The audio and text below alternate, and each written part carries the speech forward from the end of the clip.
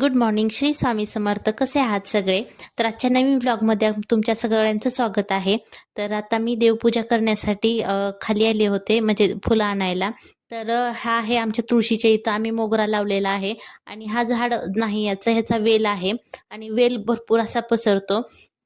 तर मोगऱ्याला छान आता कळ्या लागलेल्या आहेत. उन्हाळ्यामध्ये याचा बहर असतो आणि छान आता एक दोन फुलं फुलायला लागली आहेत. 15 दिवसामध्ये हा वेल आहे तो असा गच्च भरेल, की म्हणजे खूप अशी फुलं लागतात त्याला. आणि हे आमचं इथं मी देशी गुलाब लावलं होतं. हे खरं तर सारखं जळत होतं, येत नव्हतं व्यवस्थित, पण आता व्यवस्थित यायला लागलं आहे आणि भरपूर अशा ह्याला कळ्या आणि फुलं येत आहेत. तर हा आहे आमच्या घराच्या इथं छोटासा पेरू आहे, पण याला पण सारखा फळांचा आणि फुलांचा बहार आलेला असतो.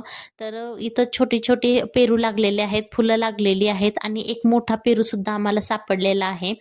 तर ऋग्वेदला खूप पेरू आवडतो, त्याच्यामुळं तो सारखा बघायला येतो रोज पेरू लागलाय का नाही. पण आता हा पेरू छान मोठा पण झाला आहे आणि थोडा-थोडासा पिकायला लागला आहे. म्हणून आता आम्ही तोडून आता वरती घेऊन जातो. तर आंब्याला त्यानंतर जांभळीला सुद्धा खूप फळं लागलेली आहेत. म्हणजे जांभळीला फक्त आता मोहरच आहे. थोड्या दिवसाने ह्याला जांभळं पण लागतील. यावर्षी भरपूर असं ह्याला फुलं लागलेली आहेत. याच्या पाठीमागच्या वर्षी म्हणजे अजूनपर्यंत तर जास्त जांभळं ह्याला येतच नव्हती. पण यावर्षी भरपूर असा ह्याला मोहर आलेला आहे आणि बहुतेक ह्यावेळेस जांभळं पण भरपूर लागतील. तर देवघर स्वच्छ करून मी देव आज घासले आहेत आणि देवपूजा करून घेतली आहे. तर आता स्वामींचा प्रकट दिन पण येत आहे. तर त्याच्या निमित्तानं मी स्वामी समर्थांच्या सारामृताचं मी पारायण करायला घातलं आहे. त्याचबरोबर 5 माळी जप आणि तारक मंत्राचा 11 वेळा पठण असं मी करणार आहे. असं म्हणजे सेवा करणार आहे. तसे तर मला जमल तसं मी रोजच्या रोज म्हणजे एक माळ जप किंवा काय म्हणतात तारक मंत्राचं जप वगैरे करत असते. पण जसा वेळ मिळेल तसा मी करते. पण आता प्रकट दिनानिमित्त मी ही नित्यसेवा आता चालू केलेली आहे. त्याचबरोबर आता पाडव्याच्या निमित्तानं घराची स्वच्छता करायला घेतलीच आहे. तर जाळी वगैरे सगळी काढून मी घेतली. पण आता खरा प्रश्न आहे तर हे शो पीसेस आहेत हॉलमधले, तर ह्याचं क्लीनिंग करायचं चालू आहे. तर ह्याला 2 ते 3 महिन्यातून एकदा मी क्लीन करते आणि रोजच्या रोज कोरड्या कपड्यानं स्वच्छ केलं तरी चालतं. पण आमच्या घराच्या समोर रस्त्याचं काम चालू आहे आणि रोज त्याच्यामध्ये ट्रॅक्टर्स वगैरे घराच्या समोरून जातात आणि धूळ खूप उडते. त्याच्यामुळं हे खूपच खराब झालं होतं. त्याच्यामुळं हे मी क्लीन करायला घेतलं आहे. तर ही विठ्ठल रुक्मिणीची ब्लॅक कलरची मूर्ती खूप जणांच्या घरी आता आहे अशा प्रकारची मूर्ती.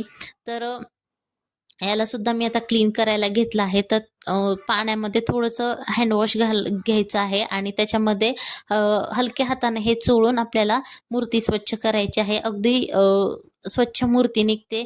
धूळ वगैरे बसलेली आहे ती सुद्धा निघून जाते आणि छान अशी फिनिशिंग आपल्याला त्याची दिसते. त्याचबरोबर म्हणजे मूर्तीवरचं जे फिनिशिंग आहे, ब्लॅक कलरचं कोटिंग आहे ते निघत नाही. व्यवस्थित राहतं हँडवॉशमुळं. बाकी दुसरं काही वापरू नका, पण हँडवॉश वापरल्यावर नंतर छान अशा मूर्त्या क्लीन होत आहेत. तर ही विठ्ठल रुक्मिणीची मूर्ती आहे ती आमच्या लग्नाच्या वेळेस जे गाडीला डेकोरेशन फुलांचं करतात त्यावेळेसची ही मूर्ती आहे. त्या डेकोरेटर्सवाल्यांनी मग लावली होती गाडीला. त्याचबरोबर आता बघू शकता सुंदर अशी क्लीन झाली मूर्ती. तर ह्या बाकीच्या ज्या रेड कलरच्या ज्या छोट्या-छोट्या मूर्त्या दिसतायत, तर त्या गोव्यातनं आम्ही आणलेल्या आहेत. गोव्याच्या स्ट्रीटवरती वगैरे सुद्धा तुम्हाला अशा मूर्त्या अ, अ, बा बघायला मिळतील तुम्हाला. पण काय झालं, की आम्ही बीचवरती असताना संध्याकाळच्या टायमिंगला एक माणूस असा विकतच चालला होता आणि त्याच्याकडं 4-5च मूर्त्या अशा शिल्लक होत्या आणि त्याला जायचं होतं पटकन विकून. तर तो अगोदर खूपच पैसे सांगत होता. जवळ-जवळ 2,000 पर्यंत हे सगळ्यांचं तो पैसे सांगत होता. पण खूप अशी बार्गेनिंग करून मग त्याने शेवटी आम्हाला 900-800 मला आठवते ₹800लाच आम्हाला हे सगळं दिलं त्याने. तर सगळंच त्याला एक एक सोबतच विकायचं होतं. आम्ही सुरुवातीला फक्त हे 2 हत्तीच घेतले होते. पण परत त्याने सगळंच व्यवस्थित त्याने रेट लावला आणि आम्हाला सगळ्याच मूर्त्या विकून तो गेला. आणि खरंच खूप छान मूर्त्या आहेत. ह्याला सुद्धा मी हँड वॉशनं क्लीन करते.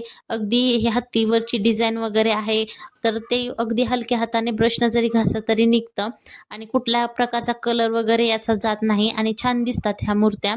तर 2 हे हत्ती आहेत आणि 2 बुद्धाच्या मूर्त्या आहेत, गौतम बुद्धांच्या. तर एक फक्त फेस आहे आणि दुसरा आहे तर स्लीपिंग बुद्ध आहे. तर बुद्धांच्या का स्टॅच्यू मला आवडतात का, तर असं त्यांच्याकडे बघितल्यानंतर एक शांत काय म्हणतात, एक सुदिंग अशी वाइब येते. एक शांत घरामध्ये एक काय म्हणतात, एनर्जी आपल्या घरामध्ये राहते. त्याच्यामुळं मला गौतम बुद्धांच्या अशा मूर्त्या आवडतात. तर तर आता आपल्या मूर्त्या सगळ्या क्लीन झालेल्या आहेत. ही छोटी-छोटी आर्टिफिशियल झाडं आहेत, ती सुद्धा मी ज्या हँडवॉशचं पाणी आहे त्यानंच क्लीन करून घेतलं आहे. स्वच्छ निघालं आहे सगळं आणि आता हे फॅन खाली मी सुकवायला ठेवलं आहे एका कॉटनच्या कपड्यावरती. हे सुकतायत तोपर्यंत आता आपण हॉलची डीप क्लीनिंग आता करून घेऊया. चला.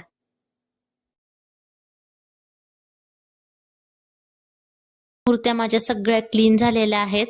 आता फॅन खाली मी कॉटनच्या कपड्यावरती सुकायला ठेवल्या आहेत आणि चांगल्या चकाकाय लागल्या आहेत आता. आता ह्या सुकतायत तोपर्यंत मी हॉलचं सगळं आता क्लीन करून घेते. भरपूर अशी हॉलच्या फर्निचरवरती धूळ आलेली आहे.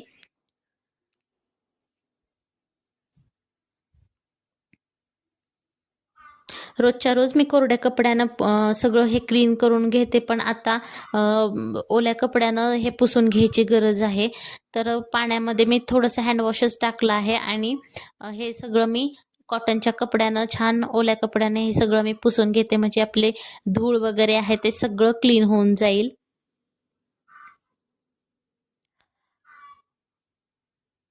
तर सगळ्यांकडे आता उन्हाळा कामाची लगबग सुरू झाली असेल. आमच्यातही करायचं आहे. उन्हाळ्याचे जे कुरडई, पापड्या ज्या आहेत त्या सगळं करायच्या आहेत. पण काय झालं की आता शेतामध्ये भरपूर कामं होती आणि तिथं बायका वगैरे असल्यामुळं माझ्या सासूबाईंना तिथं जावं लागत होतं.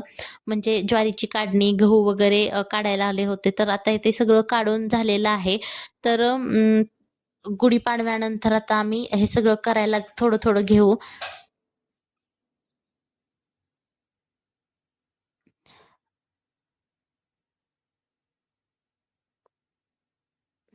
तर जास्त काय आम्ही बनवणार नाही, तर सांडगे, कुरडई, पापड्या, त्यानंतर उपवासाचे जे पदार्थ जे आहेत तेवढंच आम्ही बनवणार आहे. पण थोडंसंच आम्ही बनवतो, पण घरच्या घरीच बनवतो, विकत नाही काय आम्ही आणत.